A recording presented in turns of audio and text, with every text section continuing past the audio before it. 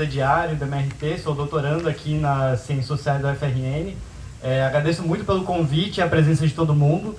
E eu queria começar minha fala, antes de tudo, né, me solidarizando com cada uma das vítimas da tragédia capitalista que a gente está vivendo ali no Rio Grande do Sul, que é bastante histórica, né, fruto, na verdade, da própria crise climática que veio sendo aprofundada pelo agronegócio, mas também pelo projeto privatista do governador Eduardo Leite, do Rio Grande do Sul, os prefeitos, como o do bolsonarista Sebastião Melo, lá em Porto Alegre.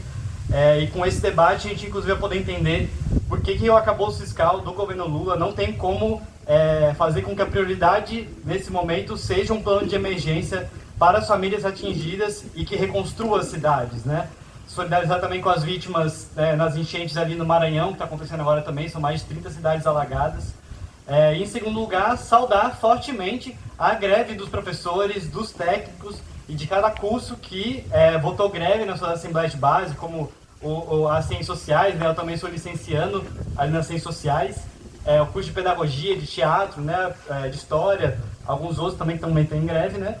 E, enfim, fazer menção ao ato que a gente construiu aqui semana passada em Natal, ainda que eu não pude estar presente, pelo que eu pude acompanhar, foi muito, muito forte, mostrou uma disposição de luta para a gente impor o reajuste, assim como, né, a liberação, né, a recomposição do orçamento de educação, tanto que o MEC foi obrigado a recompor, acho que foi 348 milhões do orçamento cortado nas universidades, né, também nacionalmente foi muito impactante as manifestações.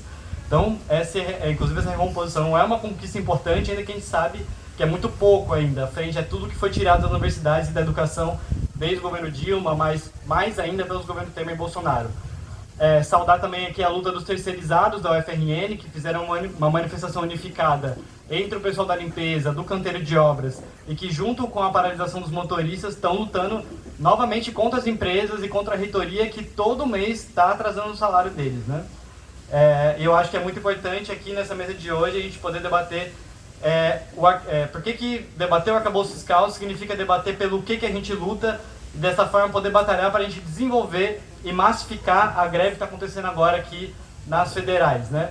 Então, queria primeiro falar um pouco da conjuntura que está localizada o arcabouço fiscal. Hoje, a gente vem defendendo que vivemos um fim da lua de mel com o governo Lula-Alckmin, né? Lua de mel, né, é um termo que é usado pela mídia para poder descrever esse período posterior às eleições, quando há uma busca das classes dominantes para renovar o consentimento popular através do voto, né? E ainda que o governo Lula, esse terceiro governo Lula, tenha tido um período mais estendido de lua de mel, por conta do que foram os atos do 8 de janeiro, o próprio debilitamento conjuntural que o bolsonarismo está passando, a gente já está vendo sinais de desgaste mais reais com o governo, e que vem se expressando em tendências contraditórias, com elementos à esquerda e à direita operando simultaneamente. A luta aqui nas federais é, sem dúvida, um dos elementos mais à esquerda, né? Porque, objetivamente, essa demanda por salários, pelo orçamento da educação, esbarra objetivamente nos limites do arcabouço fiscal. Assim, como o que aconteceu lá no Ceará no mês passado, eu não sei se todo mundo pôde acompanhar as cenas, saiu na internet, né? A chuva de cadeiras na Assembleia de Professores contra a direção do sindicato, que impediu uma assembleia de mais de 5 mil professores votasse greve, né? Inclusive eu tive a oportunidade na semana seguinte que aconteceu essa assembleia, né, de ir para Fortaleza, né, pelo Esquerda Diário, conversar lá com os professores, pegar depoimentos, né, durante uma manifestação que aconteceu. Lá eles estavam se enfrentando justamente, né, contra os ataques do governo estadual do Eumano de Freitas, né, governador do PT, né? E tem um rechaço muito grande ao sindicato ali na categoria, que é controlado pelo PCdoB e pelo PT, inclusive com setores do PSOL ocupando a direção, porque justamente estão impedindo que os professores se organizem contra o governo que a burocracia do sindicato está defendendo. Agora sim, esses são alguns elementos que eu apontei mais à esquerda, só que é importante de ter bastante clareza que esses elementos não significam um giro à esquerda na situação política de conjunto, que contém elementos reacionários muito significativos. Vou pegar só alguns para não tomar tanto tempo, assim, né? Mas a gente viu, né, o que o Bolsonaro chamou aqueles atos lá em São Paulo e no Rio de Janeiro, e se expressou uma base militante fiel ainda, né, dessa extrema-direita. Importante mencionar o aumento também da violência policial contra a juventude negra, particularmente com a chacina na Baixada Santista, lá em São Paulo, promovida pelo governador Tarcísio de Freitas, né, que só não é maior que o massacre do Carandiru. E esse próprio Tarcísio também ter ido para Israel em meio ao genocídio na Palestina também é um elemento reacionário muito importante. Outro elemento, o pacto de impunidade com os militares, que ficou bastante evidente na proibição que o Lula fez aos atos oficiais contra o golpe de 64.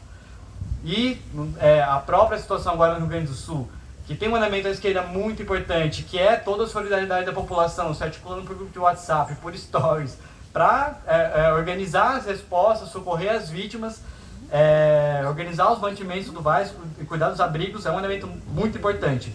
Só que está primando justamente um sentimento de unidade na resolução do conflito que isenta os governos, o próprio Estado, de responsabilidade pelo que está acontecendo, inclusive legitimando um certo aumento do controle repressivo através da polícia, do exército. Agora, a própria aprovação dos ataques, como o arcabouço fiscal, a PL da uberização, a não revogação da reforma trabalhista da Previdência fazem parte também desses elementos reacionários. Assim como o avanço das privatizações. E aqui eu queria destacar a privatização que está acontecendo lá em São Paulo, do metrô, dos trens, do serviço de água e esgoto, pelo Tarcísio também, né? E que está sendo implementado com a ajuda do próprio governo Lula também, através do PAC. 1/3 das verbas do PAC está sendo destinada para justamente favorecer esse projeto de privatização lá em São Paulo. O Tarcísio até saiu na mídia brincando, falando que era um cheque em branco do governo, assim. Isso, na verdade, assim, é um exemplo importante, na verdade, para mostrar algo que eu quero que fique bastante marcado na minha fala, que essa conciliação de classes do PT, do Lula, tá, na verdade, fortalecendo e abrindo espaço para a extrema-direita. E aqui a gente pode mencionar o Estado também, né? Agora o próprio governo Fátima está avançando com privatização da KR, né? Através de projetos de parceria público-privada. Enfim, em meio à situação do Rio Grande do Sul, privatizar uma companhia de água e esgoto aqui é muito alarmante, né? E aí, para falar mais diretamente do arcabouço fiscal, né? O que é esse arcabouço fiscal? Bom, nada mais é do que um aprimoramento do teto de gastos implementado em 2016 pelo governo Temer. Esse teto do Temer, né, limitava todo tipo de investimento, né, por 20 anos, só poderiam ser corrigidos pela inflação. Em resposta, houve uma onda de ocupações de escolas, de universidades, inclusive aqui na UFRN teve uma ocupação da reitoria, e que foram muito marcantes, né, naquele momento. E aí, mesmo assim, passou esse teto de gastos, ao mesmo tempo que ele foi se mostrando impraticável, né, no próprio governo Bolsonaro, em especial durante a pandemia, ele foi bastante flexibilizado, né? Já havia inclusive um consenso da burguesia de que precisava de um aprimoramento desse arcabouço fiscal, e aí veio o arcabouço fiscal para cumprir e cumpriu bem esse papel, né? Como é que ele funciona, dizendo em linhas gerais, né? O objetivo dele é garantir que os governos sempre gastem menos do que eles arrecadam, seja com impostos ou qualquer outra fonte. E caso haja um aumento da arrecadação, ele impõe um limite de que 70% desse valor extra que entra seria revertido em investimentos. Então vamos supor, né? A gente aumentou em R$100 o orçamento da União, apenas R$70 desses 100 poderiam ser em aumento de despesas, né, de gastos. Todo o resto vai para pagar os juros da dívida pública. Daqui a pouco eu queria inclusive falar um pouco mais sobre essa questão da dívida. Mas qual que é a perspectiva econômica que está colocada hoje, né? A meta do governo é que até o final de 2025 ele elimine o déficit das contas públicas. Déficit, né, é quando o governo gasta mais do que arrecada, certo? Ou seja, então não tem aumento da arrecadação e nem tem qualquer sinal de que vai acontecer isso num período próximo, assim, ainda mais olhando do ponto de vista internacional. A gente está vivendo uma crise internacional histórica do capitalismo, né? A crise neoliberal que a gente está passando. Não tem uma perspectiva de um novo ciclo de acumulação colocada. Então, se o governo não tem perspectiva de arrecadar mais, a única forma de cumprir esse teto é cortando gastos. Tanto que agora mesmo, durante a greve, foram cortados 4 bilhões da saúde e da educação. E isso chegou aqui para a gente na UFRN com os cortes desse ano, né? Que por conta da greve o governo acabou cedendo, né, como eu já tinha falado, mas que seguem, por exemplo, cortes no penais, ou seja, na própria assistência estudantil. O RU e a residência aqui estão sofrendo perdas significativas, inclusive esse ano. Já está previsto, inclusive, mais um corte de 1,2 milhão na assistência estudantil. Então, tudo que é gasto social, moradia, saneamento, educação, saúde, que já são totalmente insuficientes hoje, não podem aumentar com esse arcabouço fiscal. E assim, gente, frente a essa tragédia que está acontecendo no Rio Grande do Sul, todo o primeiro movimento do governo foi ficar se desdobrando para dar um jeito de destinar recursos sem tocar no arcabouço fiscal e na dívida. Inclusive, destinou primeiro ali 200 milhões só, enfim, que não é nada frente ao que precisa para reconstruir o próprio Estado. Agora teve novas medidas ontem sendo anunciadas pelo governo, o PIX, né, a questão do programa ligado à Minha Casa Minha Vida, mas que seguem sem mexer no arcabouço fiscal e na dívida. E é expressiva uma declaração da Simone Tebet, ministra do governo, né, que falou que, entre aspas, né, os gastos emergenciais com o Rio Grande do Sul não vão arranhar a dívida pública. Essa tem sido a preocupação central. Então, para concluir assim, essa parte, né, dizendo nossas demandas por salário, por mais verba na educação, enfim, nossos direitos sociais e, no fim das contas, as nossas vidas não cabem, né, nesse arcabouço fiscal. Inclusive, o arcabouço agora prevê que, se o governo manter o déficit, vai acontecer também congelamento de salários e contratações. Se agora os servidores aqui, os professores estão lutando pelo reajuste, inclusive outros servidores do IBAMA, por exemplo, um órgão super importante, fiscalização ambiental, o cenário daqui para frente é ainda pior. E congelar, aliás, as contratações públicas, a gente sabe muito bem o que significa, né? Leva necessariamente ao aumento da precarização do trabalho, com aumento da terceirização, de trabalhos intermitentes, temporários. A gente está vendo muito bem aqui no FRN o que significa aumentar a terceirização, né? O nível, a situação humilhante que os trabalhadores estão passando aqui. E, inclusive, agora o governo está cogitando colocar até mesmo o piso salarial da saúde e da educação, né, dentro desse teto, que era uma conquista histórica dos trabalhadores. Basicamente, está sendo colocado uma pá de cal no que resta nos direitos trabalhistas agora, nesse momento, né, em especial com a pele da uberização também. Mas aí, bom, vocês devem estar se perguntando, o governo faz isso por quê? Porque não tem dinheiro? E longe disso, né? E aí entra a questão da dívida, né? A política que o governo está colocando justamente tem a prioridade de garantir o que está chamando de equilíbrio fiscal, que nada mais é que garantir que tenha a verba garantida para o pagamento da dívida de juros, né, da dívida pública, né? Foi aprovado agora no Congresso o orçamento para o ano que vem, e dos 5,4 trilhões de orçamento, 2,3 trilhões vão ser para pagar essa dívida. Gente, 43% do orçamento, é quase metade assim, do orçamento, todo o orçamento do país do ano que vem. Sendo que, inclusive, a previsão ainda assim é que essa dívida deve aumentar de 76%, mais ou menos assim, né? 76% do PIB em 2026 para 79% do PIB em 2027. Dá um total mais ou menos de 8,6 trilhões assim, de dívida, né? Que significa basicamente que a gente fica pagando juros, pagando essa dívida inclusive várias vezes através do pagamento de juros, né? E mesmo assim é uma dívida que só cresce. Mesmo os anos do governo Lula, né, que tinha boom das commodities, superávit, etc., se pagou muita grana para a dívida pública e ela só aumentou. Então é uma dívida que ela é impagável em última instância, por isso é ilegal, ilegítima e fraudulenta.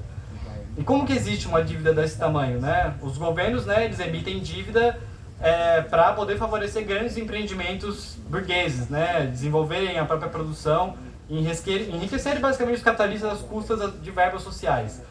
Para se ter uma ideia, a própria dívida do Brasil tem um histórico bastante peculiar, né? Assim, ele começa com o enxoval da princesa Isabel, o enxoval do casamento dela.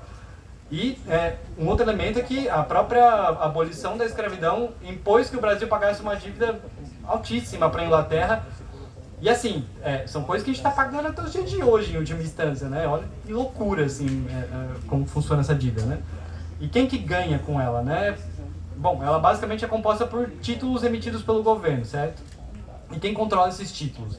São basicamente 12 instituições financeiras que podem comprar e vender os títulos do governo, né? E revender, né, nos mercados secundários. Enfim, tem bancos nacionais como o Banco do Brasil, Votorantim, BPG Pactual, XP Investimentos, tudo mais, mas também grandes bancos imperialistas como Merrill Lynch, Goldman Sachs, Bradesco, Credit Suisse, Santander, enfim, basicamente são os maiores bancos imperialistas do mundo e também bancos nacionais muito grandes que ganham com a compra e venda de títulos da nossa dívida em cima de juros, assim. Então, todo o orçamento público está sendo organizado para pagar os lucros do grande capital financeiro internacional. É um verdadeiro mecanismo de subordinação nacional que é capaz de mandar e desmandar em qualquer governo.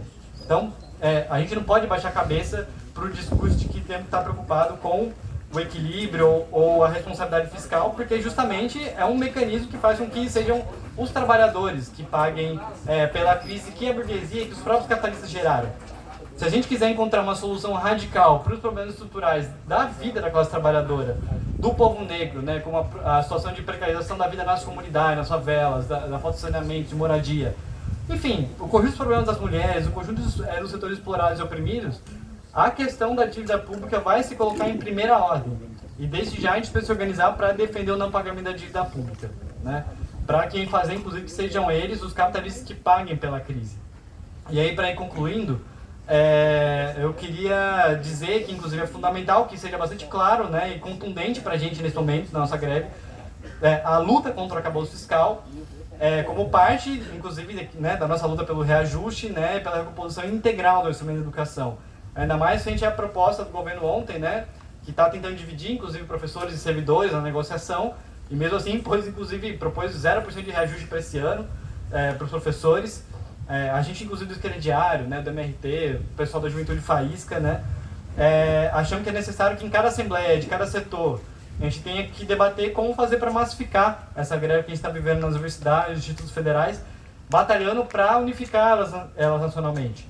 Se apoiando na disposição de luta que a gente tem demonstrado, né, para fazer frente à política também das burocracias sindicais e da burocracia estudantil, né, no caso da CUT e da UNE, que são dirigidas pelo PT, pelo PCdoB, são parte desse governo e não querem que aconteça a massificação e unificação das lutas nacionalmente.